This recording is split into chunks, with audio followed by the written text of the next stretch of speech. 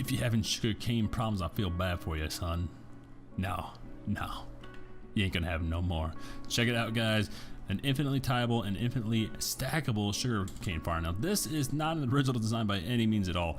This is actually something I think is pretty well known, but I thought I'd go back to it, revisit it, and just kind of show everybody the basics, because that's what we're doing in our Let's Play right now, is that I'm making these designs and you guys get to follow along. If there's any questions you guys have, if I skip over something, you know, boom, here it is, right here. You get to go and build it yourself in your own Let's Play. So let's go ahead and get right into the build.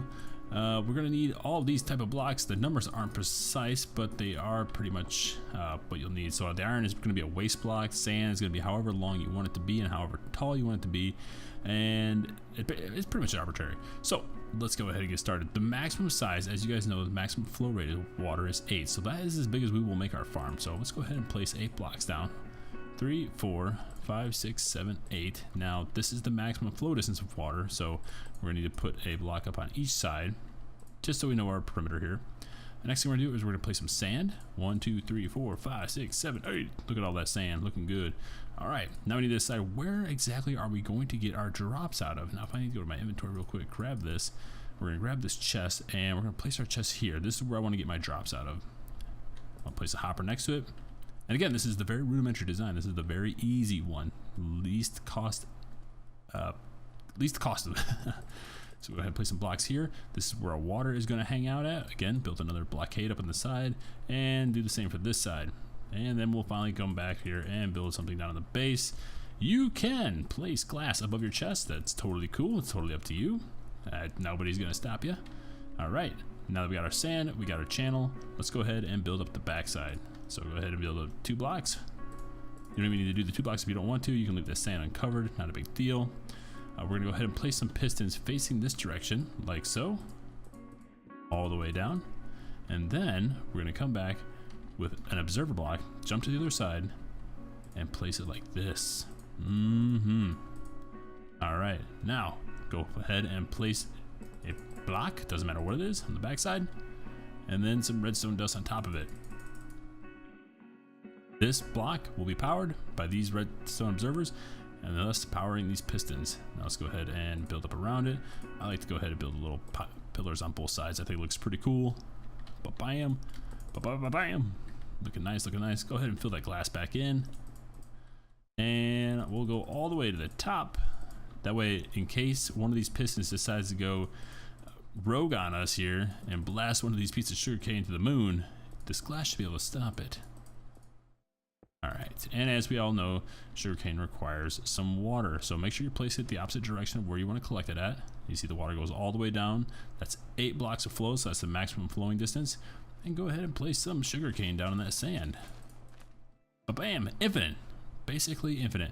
Now every time that this goes all the way to the top of in front of the observer block, bam! And there it goes. And you don't have to do anything. Now, if you want to go ahead and continue expanding this upward, very, very easy.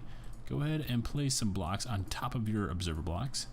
Grab a torch, like so. You can use redstone torch if you want to. You can pretty much use anything that will stop the sand block from falling. I just think this looks the nicest. And, oh, no, don't do that. Go ahead and place sand on top, like so. And bring it all the way down. As you can see, this is a little difficult. Oh man, let me go ahead and replace this water real quick. And the sugarcane didn't like that either. This tutorial's going rogue. Alright, cool. Next thing you do is grab some more iron blocks, or whatever block you want to choose. I wouldn't recommend using iron blocks. If you don't have them, don't use them. Alright, so this is where everything's growing at. We're gonna go up 1 more block before we start placing down our pistons, like so. Place pistons down. And then observers on the back side. Then iron blocks, or whatever blocks again, whatever blocks. And then redstone to finish it off.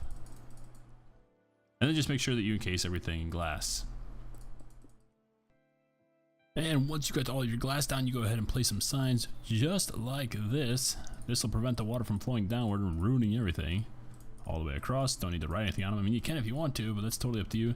Just make sure that your water flow is going the correct way. In terms of efficiency, this is probably the best thing to do. You could have it go the other way and it drop down to be kind of a nice plinko pattern, but yeah, definitely make it go the right way. Now, it is possible to make this thing infinitely extendable. The one thing you have to remember, though, is if you do that, I recommend using some packed ice in between each one with a sign. That way it stops the water flow in one in advance or always all the way at the very end. And if you do that, the item will continue flowing down the packed ice into the water stream. Now, you can do the whole thing in packed ice. Again, it's a little more resource intensive, and you can also do the whole thing in hoppers. That's totally cool too. I would recommend doing everything in packed ice with water flowing over top of it, and then breaking each of the extended segments down with a sign. Now, in that area, you can't use any sugarcane because, well, you don't have any water there. Sorry, bud, that's just how it works. But essentially, this is infinitely expandable. Alright guys, I know that was a little bit of a short tutorial, but I know this is super helpful. I do this in my world, and I wanted to make sure that you guys knew how to build it too. I knew there might have been some things you missed out on or you didn't exactly follow, so hope you guys enjoyed today's episode. I will see you next time. Have a great day. Bye-bye.